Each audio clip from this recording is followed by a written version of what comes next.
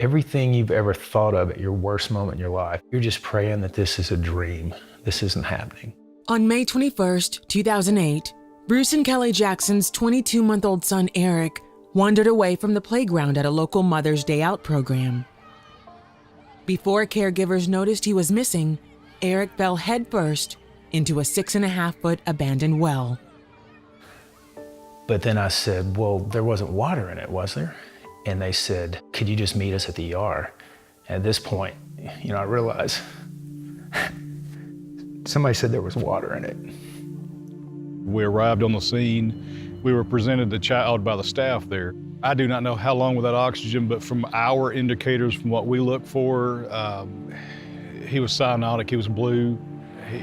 There was nothing on the monitor, showing no heart activity, was not breathing on his own. In all practical purposes, he was dead.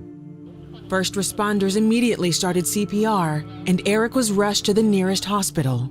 But they said they needed me to go back and see him, that if I wanted to see him, it probably needed to be right now. And I thought, what do you mean? Then it kind of started hitting me. And then I was like, no, I'm not going back without Bruce. We went over and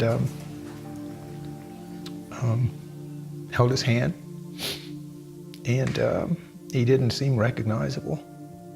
He wasn't the little boy we saw that morning. And they were still doing everything they could. But after 90 minutes of CPR and without any additional medical intervention, Eric's condition changed suddenly. And they came running outside and said his heart is beating again. Miraculous is a word, unbelievable, in my 25 years, never seen before, unexplainable. Still in critical condition, Eric was life-flighted to Vanderbilt Children's Hospital. They told us that his kidneys had shut down, that his lungs were damaged, that his liver was shutting down, his internal organs were failing. They didn't know the extent of the brain damage. And they said, if he makes it through the night, we'll talk tomorrow. My prayers were,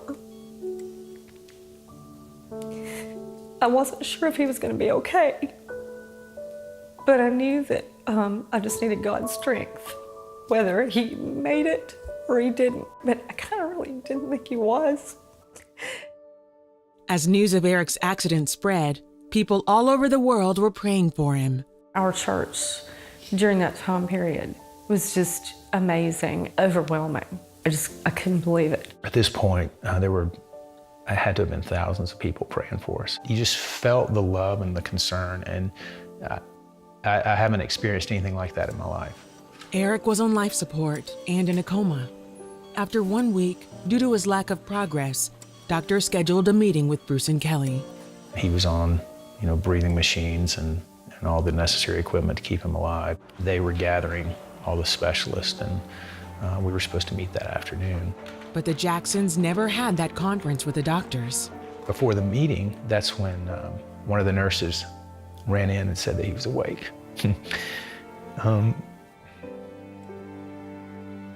As exciting as it was when he was born, that was even better. It was just an amazing experience. And when you talk to a medical professional, that's what they do, and they see so many other things, and they're just like, this is amazing. This is miraculous. In the months to follow, Eric had to undergo extensive physical therapy to learn how to walk, talk, and eat again. So you could see the delays in certain areas, but that gap just kept getting narrower, more and more narrow. Today, Eric has no residual effects from the accident and is a bright and healthy 8-year-old. He's just funny. I think he's just smart and sweet, and I think he's a good friend, and I think he's, I'm his mom, so I think he's just great. If you saw him, you would never know that anything had happened. Every day, he's just, he does the things that you would expect a normal boy to do. The Jacksons say they pray Eric's experience will bring hope to hurting families. My relationship with Christ is just kind of put the exclamation point on it. He didn't fail me. Couldn't have made it without him. I think just trusting and believing that he's got a plan. Rely on your faith. He's good, and he's going to be there with you.